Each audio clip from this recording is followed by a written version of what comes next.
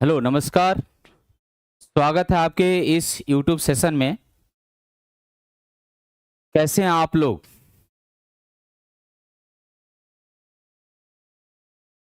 चलिए, तो क्या हाल चाल, कैसे हैं?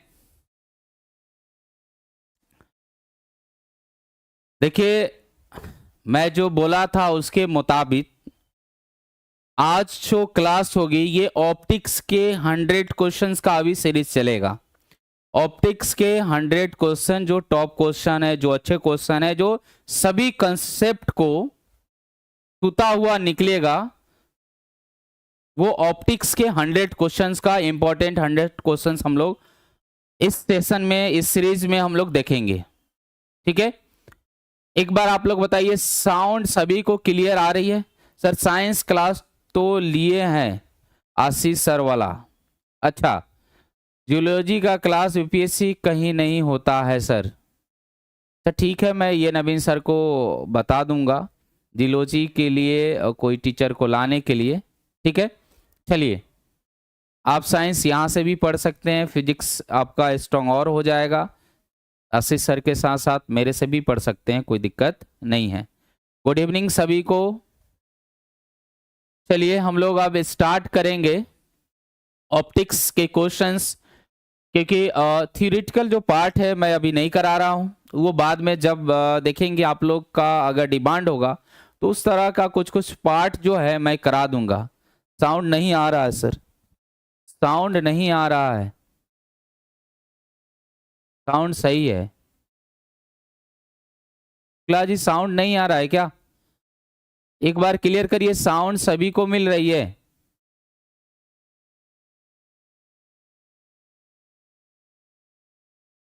Good evening. साउंड सही नहीं गया क्या? एक बार साउंड क्लियर करिए आप लोग। चलिए, तो हम लोग बात करते हैं क्वेश्चंस पे, है ना। क्लास सर 8 बजे से करिए। रवि जी थोड़ा सा प्रॉब्लम है, 8 बजे से नहीं कर पा रहा हूं, है ना। अरे घर पे हैं, मस्ती है। अरे अभी तो 11 बजे क्लास खत्म होती है, तो 10 से 11 में तो कोई दिक्कत नहीं होनी चाहिए। चलिए, तो हम लोग स्टार्ट करते हैं। देखिए, ऑप्टिक्स में सबसे पहले ये जो आपका क्वेश्चंस है आपके सामने, बोला है कि 2 plane mirrors are placed at 60 degree. 2 plane mirrors है जो 60 डिग्री पे प्लेस है to each other. How many image will seen if the object is placed between them. अगर उस दोनों मिरर के बीच में, जैसे मान लीजिए एक मिरर ये है और एक मिरर ये है, इस दोनों मिरर के बीच में अगर आप किसी ऑब्जेक्ट को प्लेस करते हैं, तो ऑब्जेक्ट को प्लेस करिएगा तो कितना नंबर ऑफ इमेज फॉर्म होगा, ये आपसे पूछा हुआ है। यानी कि इमेज फॉर्मेशन पूछा है, इमेज कितना फॉर्म होगा। तो उसके लिए अगर मैं सिंपली बात करूं तो उसके लिए आपका जो नंबर ऑफ इमेज होता है, नंबर ऑफ इमेज की अगर बात की जाए, नंबर ऑफ इमेज की बात की जाए, तो नंबर ऑफ इमेज जो है, नंबर ऑफ इमेज यानी कि आपका इमेज की जो संख्या है, अगर वो n निकालना चाहते हैं या कैपिटल N निकालना चाहते हैं, तो यहां से देख लीजिए, ये चीज है n is equal to 360 by theta, जो एंगल दिया होगा, है ना। अब ये n निकल के आए नंबर ऑफ इमेज। यहां से दो चीजें होंगी, दो चीजें होंगी यहां से। दो चीजें कौन कौन सी होंगी? तो देखिए ध्यान से, जो टीआरई 6 to 8 9 10 11 12 जो भी देने वाले हैं, अगर फिजिक्स को स्ट्रॉन्ग करना चाहते हैं तो इस सेशन को देख सकते हैं। ठीक है, तो यहां से आपका ये आया। अब ये हो सकता है कि ये जो n की वैल्यू है ये विषम हो, विषम हो सकता है n की वैल्यू क्या हो, सम हो, यानी कि इवन हो, इवन हो या आपका ऑड हो। तो जब भी ऐसा होता है, सम होगा, तो इसके लिए आप सीधा सीधी जो नंबर ऑफ इमेज आएगा वो n-1 हो जाएगा। क्या होगा? n-1 होगा मेरे भाई। क्या हो जाएगा? n-1 होगा। पूरी कंसेप्ट मैं समझा रहा हूं।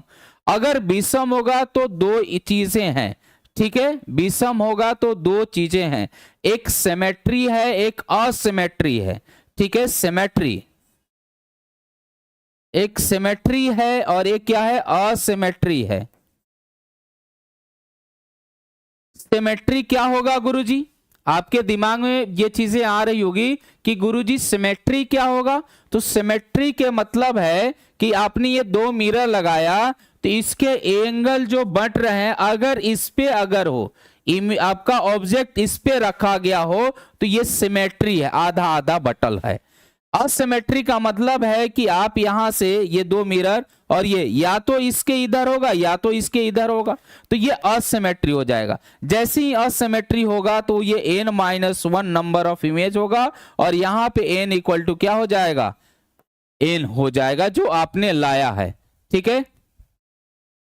थ्योरी नहीं करवाते हैं सर यूट्यूब पर, थ्योरी के लिए भाई टाइम नहीं है और थ्योरी के लिए लोग देखते नहीं है, इतना लाइक नहीं करते हैं, क्वेश्चंस का लाइक है। तो मैं क्वेश्चन करा रहा हूं तो ये तो थ्योरी का ही पार्ट है, जहां जिसकी जरूरत पड़ती है नीतीश जी, वहां हम लोग वो चीज बताते चले जाते हैं थ्योरी फॉर्म में।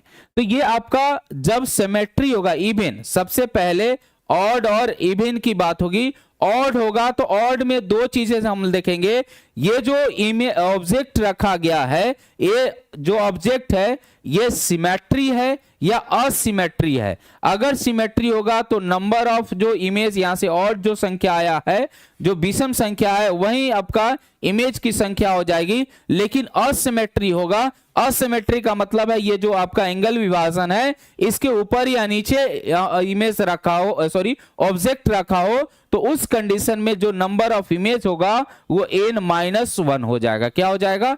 n-1 हो जाएगा, ठीक है। जब n-1 होगा मेरे भाई, तो अब चलिए यहां पे हम लोग निकाल के बताते हैं। ये आपका थ्योरी वाला पार्ट हो गया और यहां पे आपका न्यूमेरिकल वाला पार्ट हो जाएगा जो आपके सामने है। आपसे एंगल पूछा है तो थीटा, ये जो n इज इक्वल टू है, ये क्या हो जाएगा? 360 बाई थीटा, और 360 बाई थीटा यानी 60 डिग्री दिया गया है। अगर ये यहां पे आया तो ये कितना हो जाएगा? ये हो जाएगा 6 36, 6 हो जाएगा, यानी n की संख्या 6 आ गई। जैसे ही n की संख्या 6 आती है तो मुझे इवन याद आता है।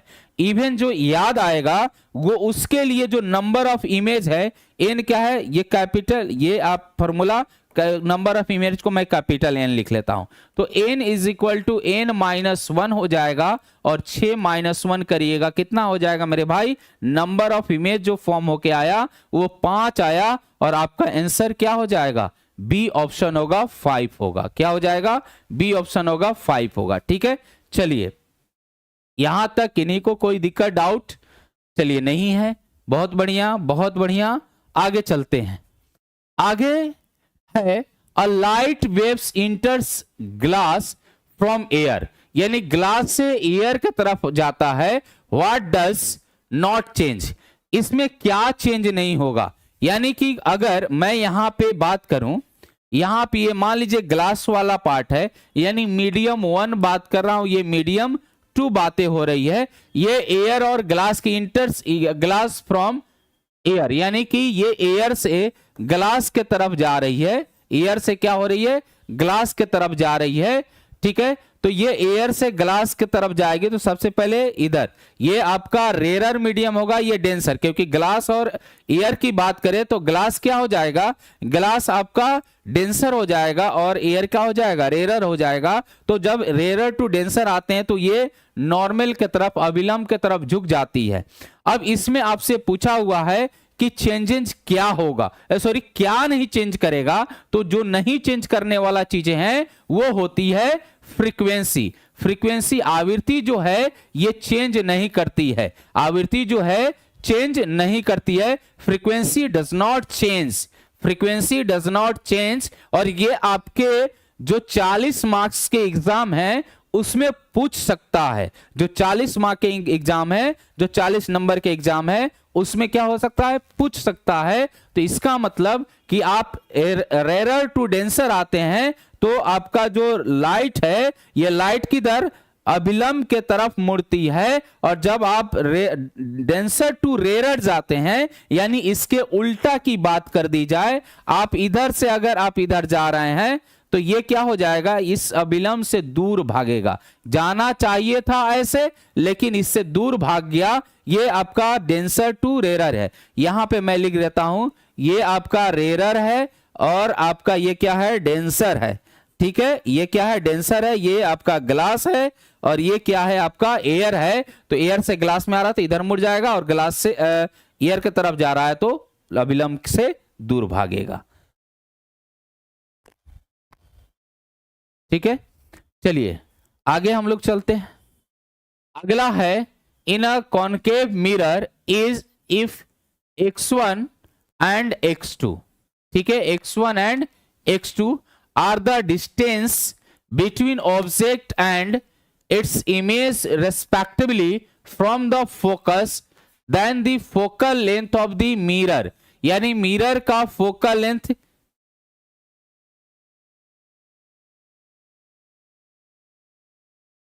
ठीक है, मिरर का फोकल लेंथ बताना है। आप यहां से देखिए ये आपका आया है क्या, कॉनकेव मिरर। ठीक है, कॉनकेव मिरर के बारे में यानी उत्तल दर्पण के बारे में जानना है कि भाई उत्तल दर्पण क्या होता है। सबसे पहले उत्तल दर्पण की बात करते हैं तो ये आपका क्या है, स्फेरिकल मिरर का एक पार्ट है। स्फेरिकल मिरर का क्या है, एक पार्ट है। तो यानी कि स्फेरिकल मिरर का पार्ट होगा तो यहां पे ये जो है ये बाहर की तरफ कर्ल किया जाता है और अंदर के तरफ इसका रिफ्लेक्टिंग सरफेस होता है। अंदर की तरफ क्या होता है, रिफ्लेक्टिंग सरफेस होता है। और दूसरा क्वेश्चन यहां से पूछा जाता है कि ये जो कर्ल किया जाता है, ये जो रंगा जाता है, कलर किया जाता है, ये किस मटेरियल से कलर किया जाता है। तो याद रखिएगा सिल्वर ब्रोमाइड से किया जाता है। ठीक है, किससे, सिल्वर ब्रोमाइड से किया जाता है। ठीक है, ये जो कलर किया जाएगा वो सिल्वर ब्रोमाइड से किया जाता है। यहां से इसके अंदर रिफ्लेक्टिंग सरफेस होता है। दूसरी बात यह है कि जब आप इस अवतल दर्पण की बात करिएगा, अवतल दर्पण में इस साइड यानी कि आपका इमेज ये जो आपका है, यहां पे कंडीशन जब भी आप बात करिएगा तो देखिए इमेज इस रिफ्लेक्टिंग सरफेस के तरफ ऑब्जेक्ट रखिएगा तो ये ऑब्जेक्ट हर हमेशा क्या होगा, इसका ऑब्जेक्ट जो डिस्टेंस होगा वो निगेटिव हम लोग लेते हैं। क्या लेते हैं, निगेटिव लेते हैं। ठीक है, ऑब्जेक्ट डिस्टेंस क्या हो जाएगा, निगेटिव। और इमेज फॉर्मेशन जैसे यहां पे क्या होगा, मान लीजिए ये आपका फोकस है और ये आपका सेंटर ऑफ कर्वेचर है। क्या है, फोकस है और सेंटर ऑफ कर्वेचर है। ठीक है सर, पीडीएफ का फिजिक्स अलग ग्रुप दाना दे। ठीक है, तो ये आपका क्या हो जाएगा, ये फोकस हो गया और ये सेंटर ऑफ कर्वेचर हो गया। अब यहां से ये देखते हैं तो ये आर होती है और ये अगर आप देखते हैं तो क्या हो जाएगी, ये एफ हो जाएगी। इसके बीच का रिलेशन होता है आपका जो आर है ये 2f के बराबर या एफ इक्वल टू r/2 होता है। 10th क्लास में इसको प्रूफ भी कराया जाता है। ठीक है, 10th क्लास में इसको प्रूफ भी कराया जाता है। तो एक तो रिलेशन आता है कि भाई जो फोकस है वो रेडियस ऑफ कर्वेचर के आधी होती है, यानी जो फोकस दूरी है वो रेडियस ऑफ कर्वेचर के आधी दूरी होती है। यहां पे क्या होता है, पोल होता है। ठीक है, यहां पे आपका क्या होता है, ये आपका पोल है। क्या है, पोल है। तो आपसे यही चीज पूछा है कि अगर इसके मिरर फॉर्मूला की बात करते हैं तो 1/f equal to 1/v plus 1/u होता है। 1/f equal to 1/v plus 1/u होता है। अब आपसे यह पूछा बोला है कि जो v है वो प्लस आपका x1, if x1 and x2 are the distance of the object and image, यानी कि ये जो आपका v है यहां से v जो लिख लेगा वो यहां पे x1 फोकस से x1 दूरी पर और फोकस से x2 दूरी पर ये आपका सम होके आ रहा है। तो जब आप सम करिएगा तो उस कंडीशन में क्या हो जाएगा, तो देखिए b अगर लिखते हैं तो ये क्या हो जाएगा आपका x1 2 प्लस f हो जाएगा और u2 क्या हो जाएगा, x1 प्लस आपका f हो जाएगा। यही चीज बोला है, ये आपका बोला है। जो v है वो x2 प्लस f पे है और जो u है वो x1 प्लस एफ पर है। अब फिजिक्स पीडीएफ का ग्रुप अलग बना दे सर। अरे ग्रुप वो आपका टेलीग्राम पे ही जाता है, वहां से आप सर्च कर सकते हैं, नाम भाई आपका आ जाएगा। अब यहां पे हम लोग पुट करेंगे तो ये क्या हो जाएगा, 1/f is equal to 1/v, 1/v के जगह x2 प्लस f प्लस आपका क्या हो जाएगा 1/x1 प्लस f हो जाएगा। ठीक है, ये आपका आएगा। यहां से f की वैल्यू निकालनी है। चलिए बताइए f की वैल्यू क्या होगी, f की वैल्यू निकाल कर बताइए क्या होगी, जल्दी फास्ट।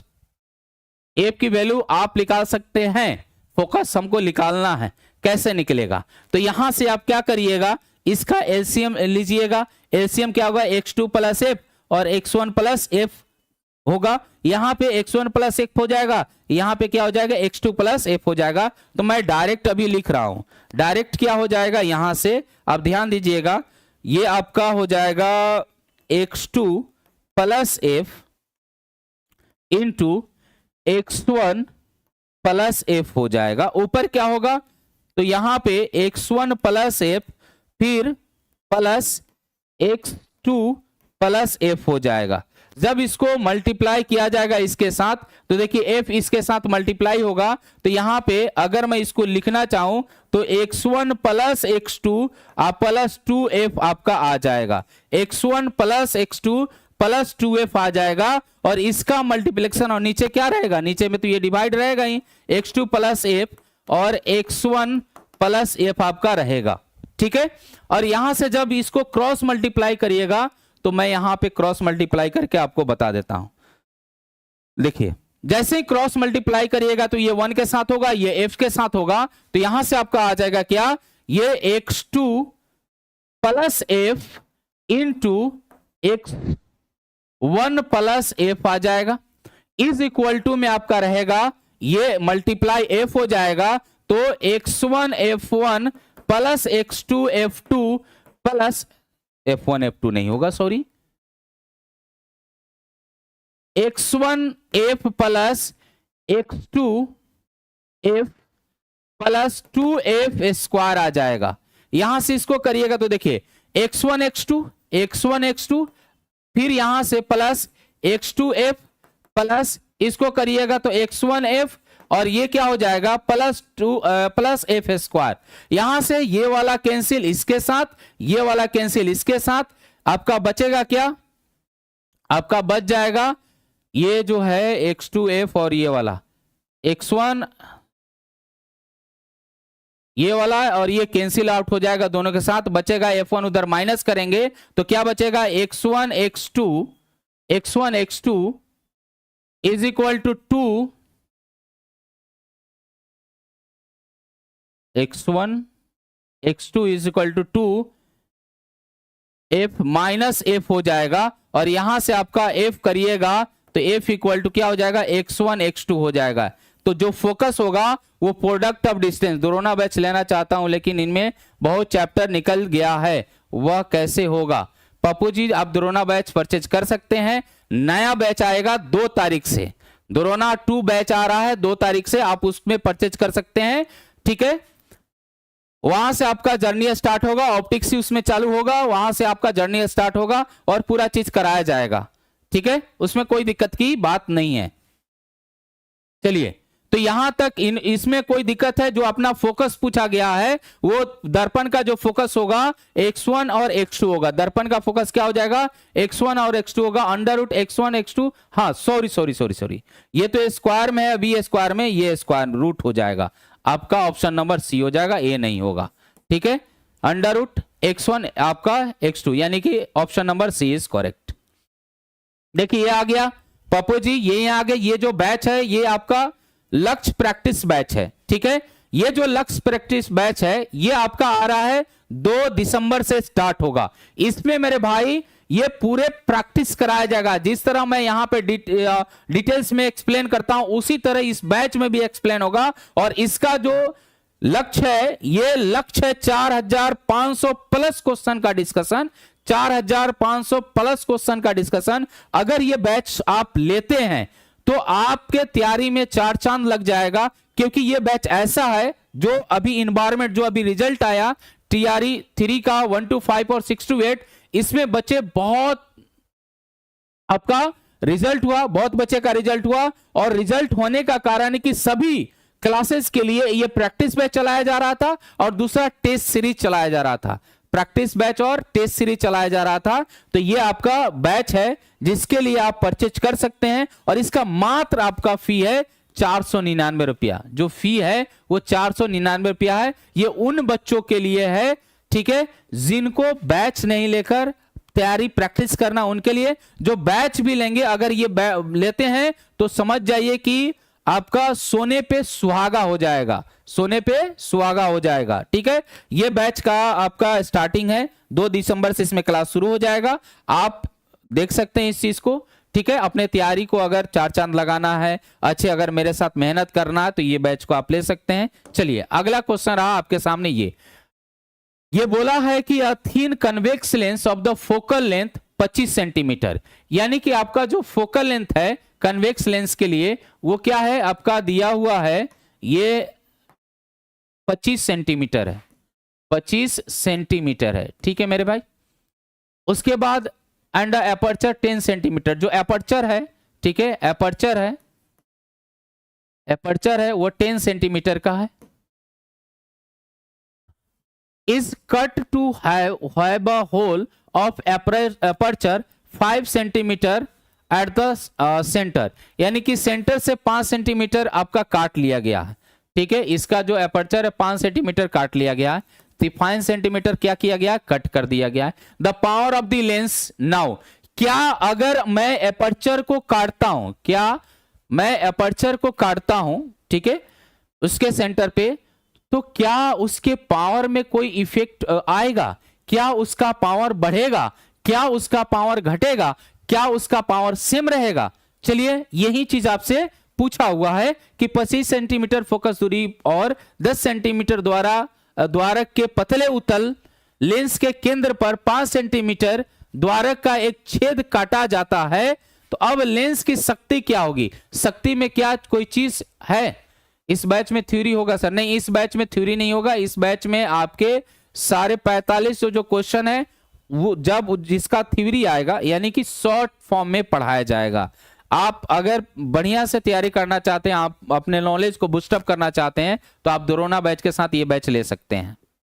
चलिए, तो कोई भी इफेक्ट नहीं पड़ेगा, यानी शक्ति पर होल काटने पर शक्ति में कोई बदलाव नहीं होगा, ठीक है। यानी अगर शक्ति निकालना है तो P इक्वल टू कितना हो जाता है, ये सेंटीमीटर है, 100 बाई कितना हो जाएगा आपका 25 सेंटीमीटर दिया है, 25 चौका 100, यानी P इक्वल टू क्या हो जाएगा, P इक्वल टू आपका 4 डायोप्टर हो जाएगा। यानी शक्ति का जो लेंस के शक्ति है उसका यूनिट क्या हो जाता है, तो ये भी पूछता है डायोप्टर, क्या होता है, डायोप्टर होता है, ठीक है, डायोप्टर होता है, ठीक है। लेंस का जो शक्ति होता है उसका यूनिट क्या है, डायोप्टर है। चलिए आगे चला जाए। अगला जो 5th नंबर क्वेश्चन है, इसमें क्या बोला है, which of the flowing makes imaginary and erect image of the object in all situation of the object, यानी कि आप ऑब्जेक्ट को किसी सिचुएशन में लगते हैं तो आपका क्या हो जाएगा, तो आपका कोई भी सिचुएशन में रखते हैं तो आपका जो इमेज फॉर्मेशन है वो इरेक्ट होना चाहिए, ठीक है, और आपका क्या होना चाहिए, इमेजिनरी होना चाहिए, इरेक्ट और सीधा और क्या आपका इमेजिनरी होना चाहिए। तो लेंस कैसा है, तो मैं यहां पे आपको बता दूं, जब आप कॉनकेव मिरर की बात करिएगा, ठीक है, याद रखिएगा ये रिलेशन होता है, concave mirror related convex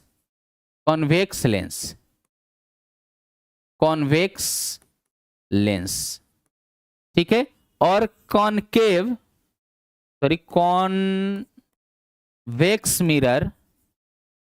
mirror ये रिलेशन बनाता है आपका कॉनकेव लेंस से। ठीक है, चलिए अब रिलेशन बताइए इससे क्या होगा। चलिए रिलेशन बताइए क्या होगा।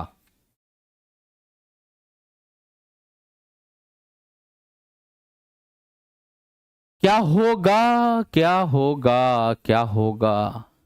चलिए, जब भी आप बात करते हैं किसकी, तो कनकेव मिरर की, कॉनकेव मिरर की, तो एक पोजीशन छोड़कर, एक पोजीशन छोड़कर, पोजीशन क्या, फोकस एंड पोल के बीच में, फोकस एंड पोल के बीच का पोजीशन छोड़कर बाकी सभी इमेज जो है वो क्या बनेंगे, वो उल्टा बनता है और आपका क्या होता है, रियल होता है। ठीक है, उल्टा बनता है, उल्टा इसको छोड़कर, ये वाला जो पोजीशन है फोकस और पोल के बीच के पोजीशन को छोड़कर, इसमें आपका बनता है क्या, इमेजिनरी, इमेजिनरी,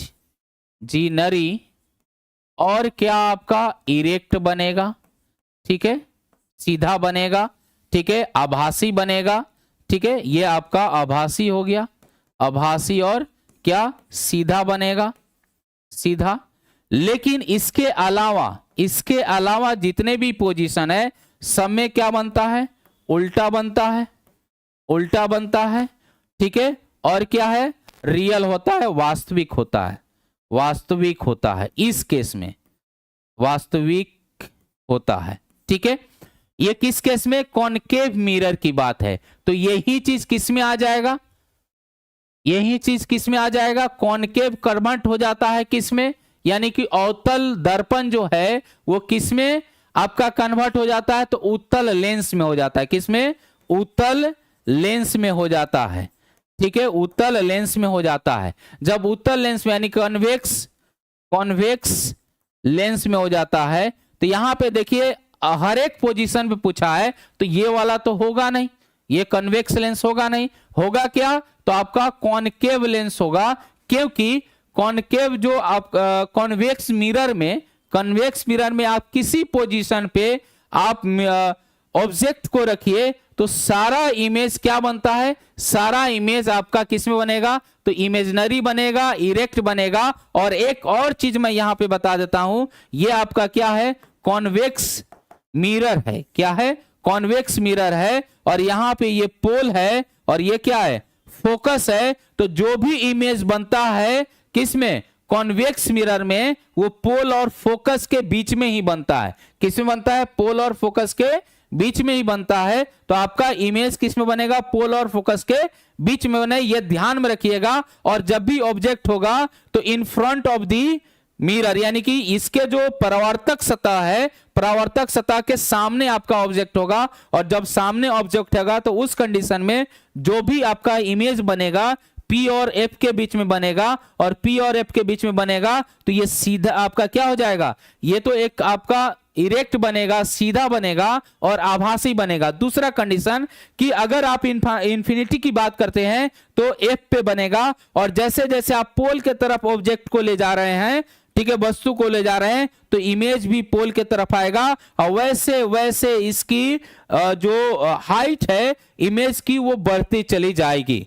ठीक है, बढ़ती चली जाएगी, है ना। तो ये आपका पूछा है, तो इसके लिए आपका क्या हो जाएगा, अवतल लेंस हो जाएगा। एक बोला है मेरे भाई समतल दर्पण, एक बहुत प्यारा क्वेश्चन है। ठीक है, बहुत प्यारा क्वेश्चन है। आप बताइए कि समतल दर्पण का रेडियस ऑफ कर्वेचर कितना होता है, समतल दर्पण का रेडियस ऑफ कर्वेचर कितना होता है मेरे भाई, इसको आपको कमेंट करना है। समतल दर्पण का रेडियस ऑफ कर्वेचर कितना होता है, ठीक है, यानी आर की वैल्यू कितनी होती है, ये आपको क्या करना है, बताना है, कमेंट करना है। तब तक हम लोग क्वेश्चन आगे देखते हैं। अगला क्वेश्चन क्या है, अगला क्वेश्चन है an object place at a distance 10 centimetre from the convex lens. ठीक है, कॉन्वेक्स लेंस से 10 सेंटीमीटर की दूरी पर एक ऑब्जेक्ट को रखा गया है। पावर है आपका +5 dioptre. Find the position of the image, आपके इमेज के पोजीशंस को फाइंड आउट करनी है। चिंटू जी बोल रहे हैं कितना सिंटू जी बता रहे हैं इन्फिनिटी, बिल्कुल बिल्कुल बिल्कुल। फिजिक्स लूस्टर्स, इन्फिनिटी। और कोई?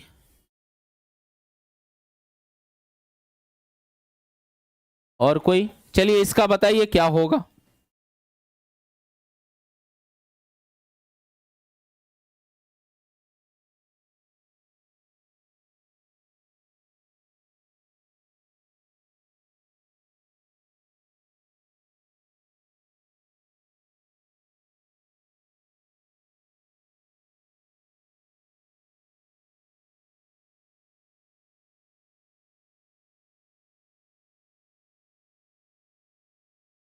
बताइए क्या होगा इसका आंसर, प्लीज इसका आंसर बताइए क्या होगा। चलिए फास्ट फास्ट फास्ट फास्ट।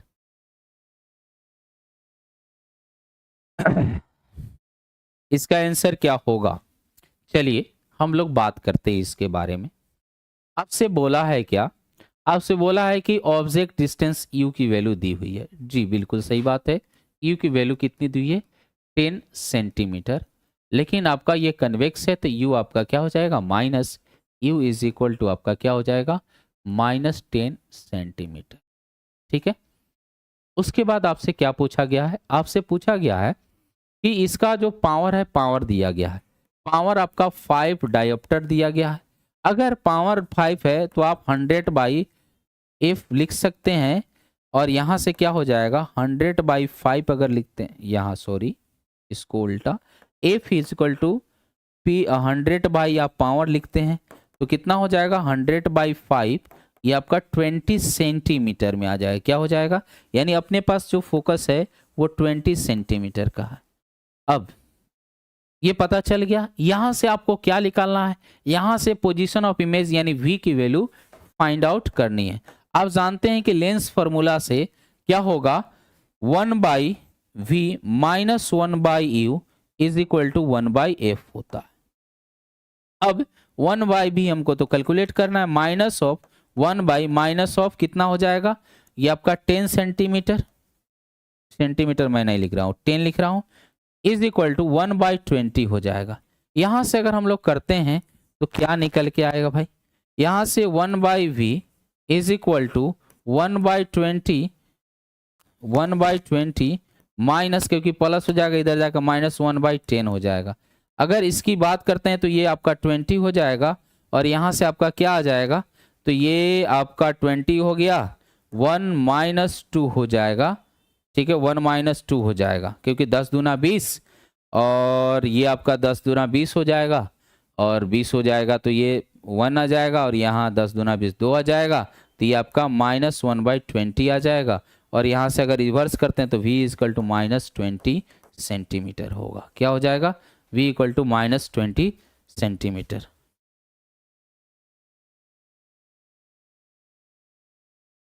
ठीक है, चलिए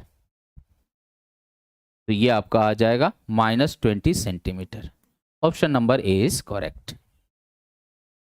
चलिए बहुत बहुत धन्यवाद Sintu Shukla ji. Saroj r equal to 2f और नीतीश 20 सरोज 20, नीतीश जी -20 सेंटीमीटर, बिल्कुल सही बात है। चलिए हम लोग आगे बढ़ते हैं। देखिए आप लोग जो बात कर रहे थे दोरोना बैच का, दोरोना बैच आपका सेकंड ये लॉन्च होने जा रहा है जो कि 2 अक्टूबर को लॉन्च होगा, जिसका फी मात्र 999 है। जो पुराना फी है वही रखा गया है। ये जो बैच स्टार्ट हो रहा है 2 अक्टूबर को, 2 अक्टूबर को ऑप्टिक्स चलेगा। ठीक है, जो कि सभी का एक फेवरेट चैप्टर है और ऑप्टिक्स से क्वेश्चन पूछे जाते हैं, है ना। तो ये बैच का लॉन्चिंग 2 अक्टूबर को होने वाली है ऑप्टिक्स के साथ। तो आप इस बैच में जुड़कर अपने तैयारी अच्छे ढंग से, अच्छे तरीके से कर सकते हैं। ठीक है, और मात्र आप 1000 रुपया में फिजिक्स पढ़े, समझ रहे हैं? 1000 रुपया में कहीं भी फिजिक्स नहीं पढ़ाया जाता है और मात्र आपको 1000 रुपया में फिजिक्स पढ़ाया जा रहा है, जिसमें आपका 11th भी है और क्या है 12th भी आपका पूरा पूरा कंप्लीट कराया जा रहा है। ठीक है, उज्जवल भट्ट जी बोल रहे हैं कि सर आप ऐप पे क्लास 11th का नोट्स भेज दीजिए जैसे 12th का भेजे हैं। 2 दिसंबर को, बिल्कुल 2 दिसंबर को ये बैच स्टार्ट होगा। 11th शुरू होगा तो उस समय उज्जवल जी भेज देंगे। काहे परेशान है, आपका सिलेक्शन पक्का है, काहे परेशान है। और जो जुड़ के अच्छे से मेहनत करेंगे उनका सिलेक्शन मैं लिख दूंगा कि पक्का है। अरे इतना मेहनत हम लोग काहे कर रहे हैं भाई, इतना मेहनत आप लोग से काहे कराया जा रहा है सिलेक्शन के लिए ना। तो आपका नहीं सिलेक्शन होगा तो किसका सिलेक्शन होगा? जो मेहनत नहीं कर रहा उसका सिलेक्शन होगा। बिल्कुल गलत बात है। जो मेहनत करेगा, जो अच्छे से मेहनत करेगा, जो मन लगाकर मेहनत करेगा, उसी का सिलेक्शन होगा, है ना। चलिए आगे, अगला है the focal length of the convex lens is F. यानी एक कन्वेक्स लेंस है जिसका फोकस क्या है, जिसका फोकस एफ है। It makes imaginary image of the size of n times, यानी कि n times that of the object, यानी ऑब्जेक्ट से उसका जो साइज है ऑब्जेक्ट हाइट से n टाइम्स बड़ा है। The distance of the object from the lens, ठीक है। तो लेंस से ऑब्जेक्ट का डिस्टेंस क्या होगा ये आपको कैलकुलेट करके बतानी है। चलिए निकालिए इसको, बताइए। मेहनत आपको भी करना है जी, ऐसा नहीं कि छोड़ देना है।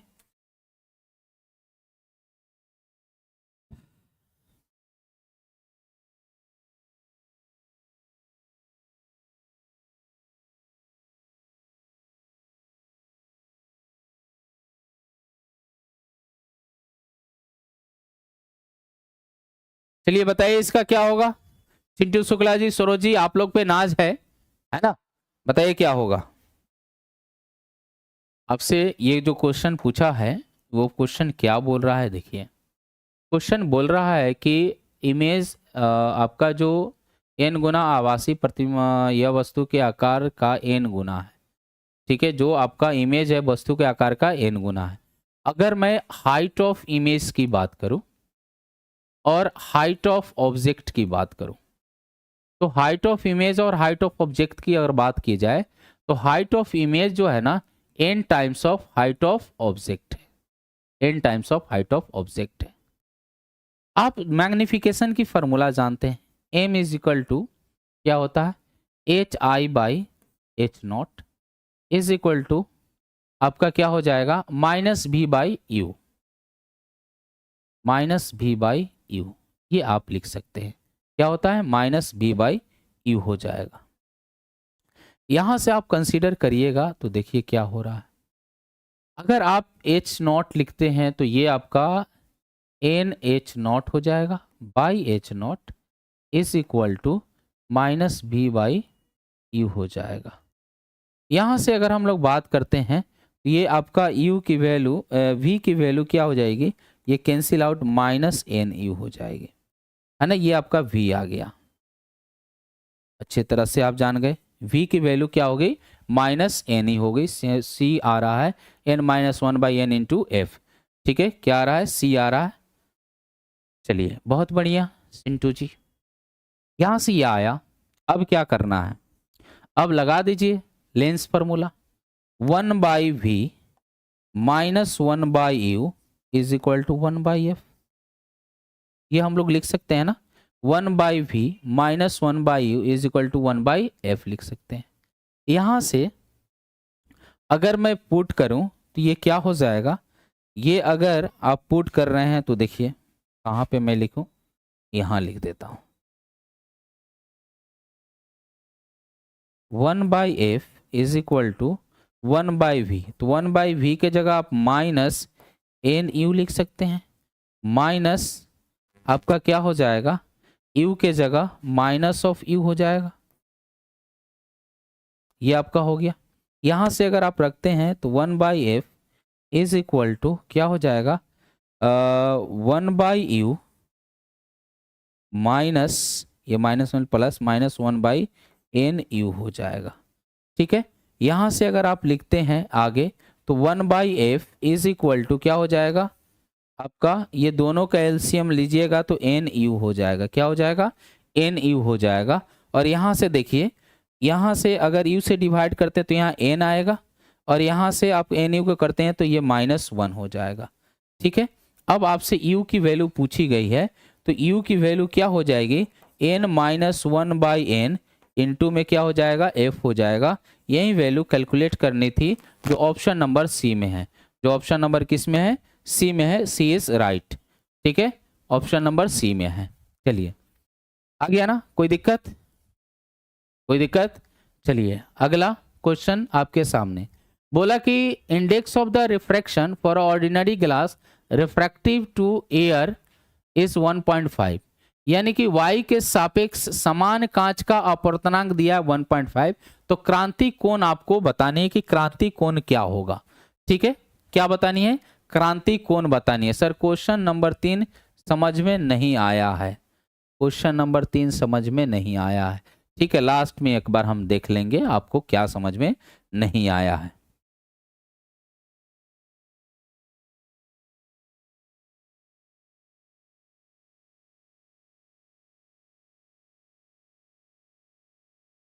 ठीक है, अब इसके लिए निकालना है तो आप जानते हैं कि म्यू किसके बराबर होती है, Snell's law, sine I by sine R के बराबर। अब ये जो आपका है इसके लिए अगर रिलेटिव निकालना चाहते हैं तो किसके सापेक्ष के, ए की बाई म्यू जी के सापेक्ष का होगा, यानी कि ए के सापेक्ष जी का है।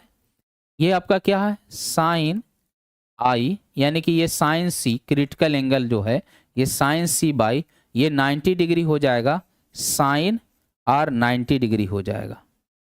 अब ये जो वैल्यू दी हुई है म्यू जी की, यानी कि इसका 1 होता है और इसका 1.5 इज इक्वल टू साइन सी और इसका 1 हो जाएगा। यहां से आप करिएगा तो ये क्या हो जाएगा, 1.5 ये आपका इसके साथ 1 हो जाएगा, इसके साथ अगर निकालते हैं तो ये आपका 90 हो जाएगा। अब यहाँ से साइन सी क्रिटिकल एंगल जो है वो किसके बराबर हो जाएगा, 1/1.5 के बराबर। सी इज इक्वल टू क्या हो जाएगा, साइन इनवर्स 1/1.5 के बराबर हो जाएगा। तो आपका क्रिटिकल एंगल जो निकल के आया साइन इनवर्स 1/1.5 के बराबर होगा। देखिए यहाँ पे सबसे बड़ी दिक्कत होती है मेरे भाई कि ये जो सापेक्ष वाला की बात करता है, तो जब भी आप म्यू की वैल्यू लिखिएगा सापेक्ष को जिसके सापेक्ष लिखा जाता है उसको ई वाला कोना पर लिखिएगा और जिसका निकाला जाता है वो ये वाला लिख लेगा। ठीक है ना, ये बहुत इंपॉर्टेंट है। यानी कि जब इसको लिखना शुरू करिएगा तो ये ऊपर वाला ऊपर हो जाता है और नीचे वाला क्या हो जाता है, नीचे हो जाता है। ठीक है, तो ये वाला टर्म आप लोग लिखिएगा। तो यहाँ पे क्या हो जाएगा, option number A is correct, option number A is correct. आपका ऑप्शन क्या हो जाएगा, ए करेक्ट हो जाएगा। अगला क्वेश्चन रहा ये, if the refractive index of glass, ठीक है 1.5 दिया है, the speed of light in a glass, यानी कि ग्लास में जो है लाइट का स्पीड क्या होगा ये आपको बतानी है। Speed of glass in light आपको बतानी है क्या होगा।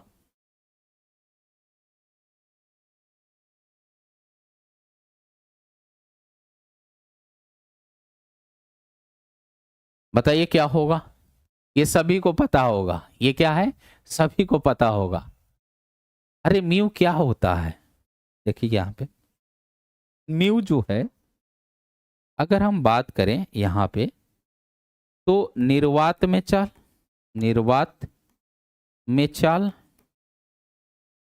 बटा में माध्यम में चाल, माध्यम में चाल, किसका चाल मेरे भाई, तो लाइट का। तो यहां से अगर आप बात करते हैं तो माध्यम में चाल, माध्यम में चाल अगर आपको निकालनी है तो निर्वात में, निर्वात में चाल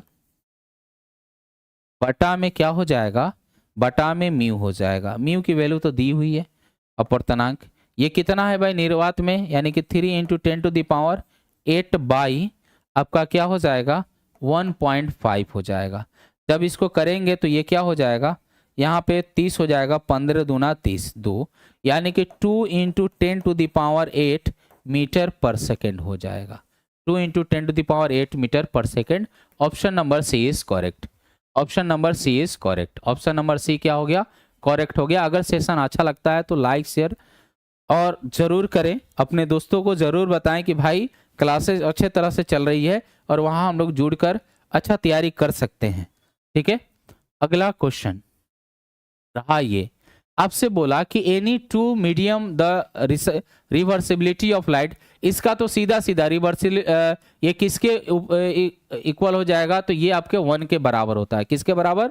1 के बराबर होता है। देखिए दो मीडियम की अगर किन्हीं दो माध्यमों में प्रकाश किरणों की उत्क्रमणिता इसका पालन करती है, तो जब भी आप ये आप निकालिएगा तो देखिए होता क्या है, यहाँ पे ये माध्यम है, ये आपका अभिलंब है, यहां से आपका आया ये अवलंब के तरफ मुड़ेगा, फिर यहां आएगा और ये यहां ड्रॉ करिएगा तो ये दूर भागेगा।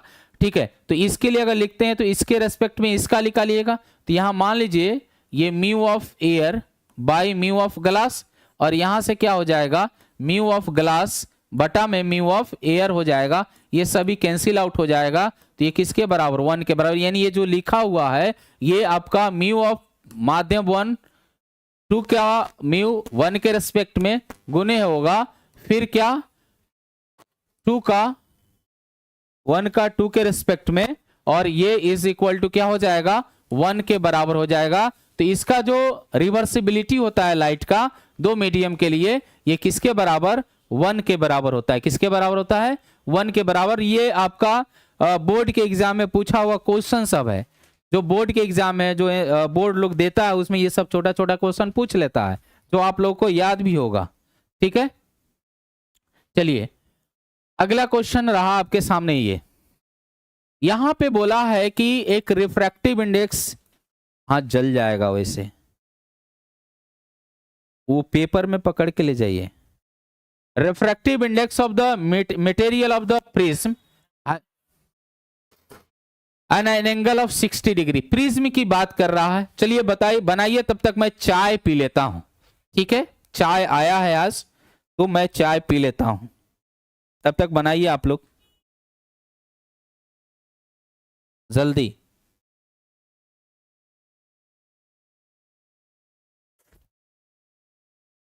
बहुत टेस्टी चाय बना हुआ है, इलायची, लौंग, उसके बाद अदरक, ये सब इसमें पड़ा हुआ है। चलिए बनाइए, इसका क्या होगा? इसका फॉर्मूला याद होना चाहिए, इसका फॉर्मूला याद होना चाहिए। आपसे विचलन, न्यूनतम विचलन उत्पन्न करता है जो, तो आपसे ये पूछा गया है क्या? रिफ्रैक्टिव इंडेक्स, ये म्यू, म्यू की वैल्यू पूछी गई है, म्यू की वैल्यू पूछी गई है। निकालिए क्या होगा? म्यू इक्वल टू क्या होता है? बोलिए।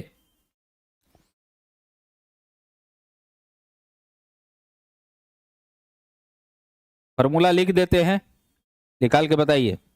कहाँ गया मेरा पेन? यहाँ है।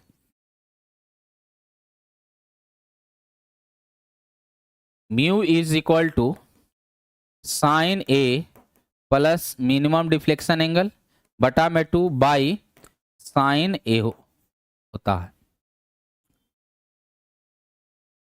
चलिए निकालिए, सॉरी साइन ए बाई 2, यहाँ 2 भी रहता है। बने क्या होगा? 11 का बी आ रहा है √2, देखते हैं √2 आती है कि नहीं। सिंटू जी का रिजल्ट पक्का है, निश्चित है ना? मेहनत करते हैं सिंटू जी, जवाब भी देते हैं क्वेश्चन का। देखिए यहां पे ये सारा चीज मैं पीते पीते इसको बना देता हूं, कोई ज्यादा नहीं है। यहां से ये सारा चीज दिया हुआ है। साइन, यहां पे ए की वैल्यू कितनी है? 60, और ये डिफ्लेक्शन, मिनिमम डिफ्लेक्शन 30 है, तो ये 90/2 हो जाएगा, तो ये 45 हो जाएगा। और यहां पे 60 दिया, 60/2 साइन 30 हो जाएगा, साइन 30 हो जाएगा। साइन 45 1/√2 और बटा में 1/2 हो जाएगा। जो ये आएगा 2/√2 आएगा, रेशनलाइज कर दीजिए √2/√2 से, √2/√2 कैंसिल आउट, क्या हो जाएगा? ये √2 हो जाएगा। Option number B is correct. Option number B क्या है, करेक्ट है।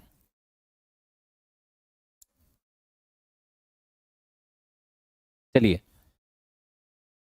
समझ में आया ना, कोई दिक्कत कोई तकलीफ नहीं है ना। चलिए, तकलीफ नहीं होना चाहिए बाबा, तकलीफ हो जाएगा तो दिक्कत हो जाएगा, है ना। चलिए, अगला क्वेश्चन रहा आपके सामने, ये क्या पूछ रहा, और कनकेव, अब कनकेव लेंस है, इसे डाइवर्जिंग लेंस भी बोलते हैं और कन्वेक्स लेंस को कन्वर्जिंग बोलते हैं। Made of the material of the refractive index mu g is emerge in the medium of the refractive index mu one, then the lens behaves as a convergent, यानी कि वो आपका जो ये आपका कॉनकेव लेंस है, ठीक है ना, वो कैसा दिखने लगा, वो आपका कन्वर्जिंग दिखने लगा, यानी कन्वेक्स दिखने लगा। कब, जबकि आपको ये ऑप्शन दिया गया म्यू1 बराबर म्यूजू है, म्यू1 यानी कि आपका ये म्यू1 नहीं म्यूएल होना चाहिए, ठीक है ना, म्यू1 मान लीजिए, म्यू1 ग्रेटर देन म्यूजी है, म्यू1 लेस देन म्यूजी है। चलिए बताइए इसका आंसर क्या होगा 12 नंबर का।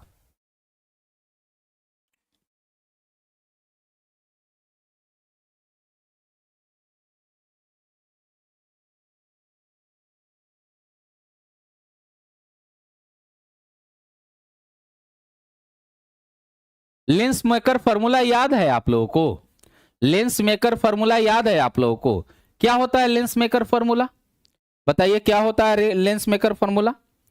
तो जब भी हम लोग लेंस मेकर फॉर्मूला याद करते हैं तो एक चीज याद आती है, 1/f is equal to mu of glass, या लेंस आप यूज कर सकते हैं, ग्लास में यूज कर रहा हूं, lens minus mu of medium बटा में mu of medium into 1/r1 minus 1/r2 होगा।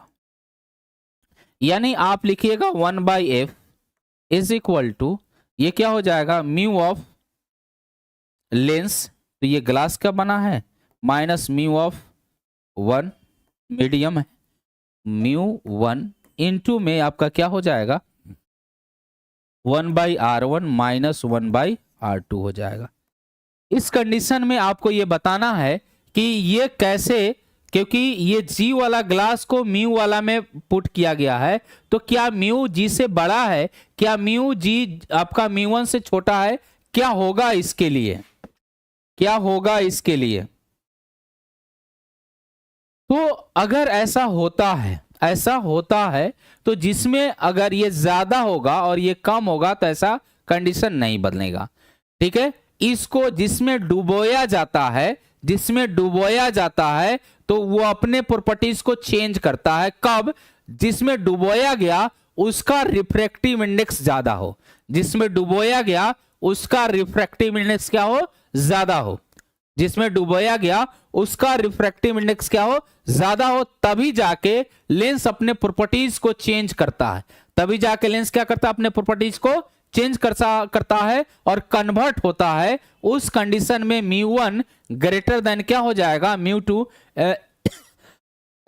जो ग्लास हम लोग लेंस के लिए यूज किए हैं वो उसका रिफ्रैक्टिव इंडेक्स छोटा होना चाहिए, जिस मीडियम में उसको डुबाया जा रहा है, इमर्ज किया जा रहा है, तो तभी जाके ये क्या हो जाएगा, कन्वर्ट होगा डाइवर्जेंस से कन्वर्जेंट में, और आपका ऑप्शन जो होगा ऑप्शन बी इज करेक्ट। तो आज के क्लास हम लोग, टाइम कितना हुआ, टाइम है तो 13 तक हम लोग, कहा 12 तक कर लिए हैं, 12 तक कर लिए हैं, ठीक है। कल जो आपकी क्लास होगी वो 13 से स्टार्ट होगी, ठीक है, कल जो क्लास होगी वो 13 से स्टार्ट होगी। हाँ, फिर मैं एक बार आप लोग को बता देना चाहता हूं, जो बैचेज है जिसके लिए आप तैयारी कर रहे हैं उसका सबसे अच्छा ये जो प्रैक्टिस बैच है, जो पढ़ चुके हैं, जिनका कुछ मार्क्स से छूट जा रहा है, नहीं हो पा रहा है, उनके लिए एक लक्ष्य प्रैक्टिस बैच आया हुआ है, जो 4500 प्लस क्वेश्चन डिस्कशन है। इसमें 45 का इससे भी ज्यादा होगा और इस बैच को आप अगर परचेज करते हैं तो मुझे नहीं लगता है कि सिलेक्शन किसी कारणवश छूटेगा। अभी टाइम है सर? अच्छा टाइम है, क्योंकि मेरा मोबाइल स्विच ऑफ हो गया है। टाइम है तो क्वेश्चन करा देते हैं। मुझे लगा कि इंग्लिश वाले सर आ चुके हैं मेरे पास, ठीक है, और गेट को खटखटा रहे हैं जाने के लिए कि टाइम हो गया है। इंग्लिश वाले सर को आप लोग जानते हैं ना, चौहान सर, जिनका रिजल्ट इस बार टीआरई 3 में 6 to 8 में बहुत अच्छा हुआ। बोला है question, the refractive index of the glass and water with respect to air is इतना इतना। यानी आपसे बोला गया है कि म्यू ए जी दिया हुआ है कितना, 3/2, और क्या है आपका म्यू डब्ल्यू ए, यानी म्यू डब्ल्यू ए जो दिया गया है वो क्या है 4/3 है। आपसे पूछा है the refractive index of glass with respect to water, यानी कि refractive index of glass with respect to water पूछा है, तो refractive index of water with respect to air by refractive index of glass with respect to air, यही होगा। यहां से अगर हम लोग करते हैं तो कितना हो जाएगा, देखिए आपका वाटर का 4/3 है, बटा में आपका क्या हो जाएगा, बटा में आप लिखिएगा तो ये आपका 3/2 हो जाएगा। इसको अगर आप करते हैं तो ये क्या हो जाएगा 4/3 3/2, 4/3 इंटू 2/3 और ये 8/9 हो जाएगा। इसी के रेस्पेक्ट में पूछा है। 9/8 क्यों, 9/8 क्यों?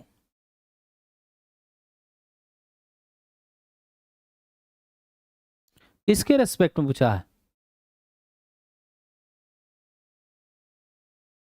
एक मिनट देख लेने दीजिए, देख लेते हैं। ये म्यू ऑफ एयर और ये आपका म्यू ऑफ ग्लास जो है mu of air, the refractive index of glass with respect to water. हाँ तो ग्लास का पूछा है वाटर के रेस्पेक्ट में, तो आपका ग्लास का पूछा है किसके, वाटर के रेस्पेक्ट में, ठीक है। तो ये आपका हो जाएगा कितना 3/2 बाई 4/3, ये ऊपर हो जाएगा तो 9/8 हो जाएगा, ठीक है। जिसके रेस्पेक्ट पूछता है उसको हम लोग क्या कर देते हैं नीचे। अरे भाई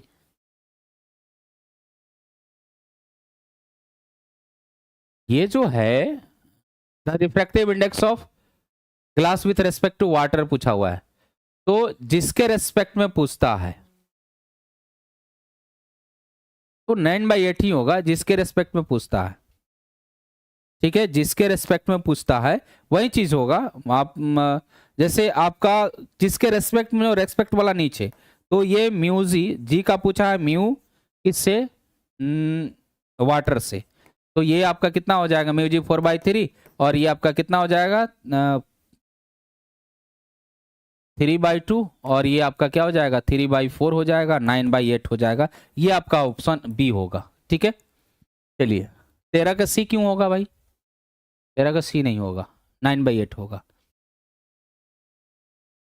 चलिए आ गए हैं सर, अब चलते हैं, ठीक है। बस आप लोग से मैं विदा लेना चाहूंगा, ठीक है। तो आप लोग इसी तरह क्लास करते रहिए। नंदन चौहान ऑफलाइन भी ये क्लास होगा सर? कौन सा क्लास भाई? प्रैक्टिस वाला ऑफलाइन नहीं होगा, ऑनलाइन होगा। आपका जो ऑफलाइन बैच है दुरोना 2 वो चल रहा है, ठीक है। दुरोना 2 आपका बैच चल रहा है, उसमें आप लोग इनरोल हो सकते हैं, है ना। अगर आपको प्रैक्टिस बैच लेना है तो प्रैक्टिस बैच ऑफलाइन नहीं होके ऑनलाइन होगा, आप उसमें इनरोल हो सकते हैं, ठीक है। आप लोग बताइए सेशन कैसा रहा, ठीक है। अगर आपको अच्छा लगा तो आप लाइक करिए, कमेंट करिए, ठीक है। सर ऑनलाइन से क्वेश्चन प्रैक्टिस होगा, बिल्कुल हो जाएगा, डरने की जरूरत नहीं है। मैं आप लोग को देखिए इसमें होगा क्या, देखिए मैं बताता हूं इसमें क्या होगा, इस बैच में कैसे इस बैच को करना है, ठीक है ना। इस बैच में जब भी हम लोग प्रैक्टिस बैच की बात जो कर रहे हैं, प्रैक्टिस बैच जो है उसमें करना क्या है, मैं आपको क्वेश्चन प्रोवाइड कराऊंगा पहले आपके ऐप पर जो खरीदे होंगे, पहले क्वेश्चन मैं प्रोवाइड कराऊंगा। क्वेश्चन आप लोग इसको सोल्व करिएगा, जो भी क्वेश्चन आपको मिलेगा उसी क्वेश्चन को हम लोग कल होकर डिस्कस करेंगे। यानी आप ये क्वेश्चन का मैं सीरीज प्रोवाइड करा दूंगा और उस सीरीज को आप लोग सोल्व करिएगा, और सोल्व करने के बाद आप लोग, जैसे कि आज भेजा गया, आपको आज मिला, आपने सोल्व किया, कल इसी का डिस्कशन ऐप पे चलेगा। ठीक है। ऑफलाइन फी क्या है सर? ऑफलाइन फी 5500 है, 5500 है ना, 5500 है, ठीक है ना, 5500 है। आप ऑफलाइन भी आ सकते हैं, रॉय क्लासेस ऑफलाइन भी आ सकते हैं, कोई दिक्कत नहीं है। चलिए, बहुत बहुत धन्यवाद जुड़ने के लिए सभी को। गुड नाइट, नमस्ते, प्रणाम। मिलते हैं कल इसी टाइम में 10 से 11, और ये आगे जो क्वेश्चन 13 तक हो चुका है, और आपका ये जो है, ये आपका जो डिस्कशन है, जो टेलीग्राम ऐप है प्लेटफॉर्म टीचर, उस पे मिल जाएगा। आप उस पे जाके कल सुबह ये डाला जाएगा, आप वहां से इस चीज को ले सकते हैं, आप पढ़ सकते हैं। चलिए, bye, love you, good night.